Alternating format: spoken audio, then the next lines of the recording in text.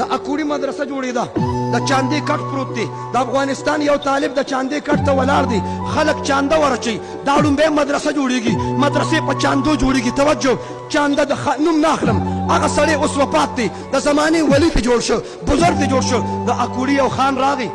د چاندې کټ ته خپله سپلۍ راوغورځوله هغه طالب راغی د افغانستان هغه مهاجر هغه کابلي مولانا عبدالحق صاحب پسې راغی شیخ صاحب مولانا صاحب ستاسو د کلي خان زمونږ مدرسې ته سپک وکته زمونږ پټکي ته سپک وکته زمونږ ګیرې ته سپک وکته زما ادارې ته سپک وکته وګوره سپلۍ یې راوغورځوله زما د اکابرو داسې پراخه او غټه سینه ده مولانا عبدالحق رحمت الله علیه طالب ته وایي طالبه د اکوړي په بازار کې موچي دي د اکوړي په بازار کې چمیار دي دا سپلۍ به ورکړي ورته وایي جدا جدا پرزې کا تلې وله جدا کا پټې وله جدا کا چڼیا ورله جدا کا سپلۍ چې وشلېږي د بلې سپلۍ چڼیا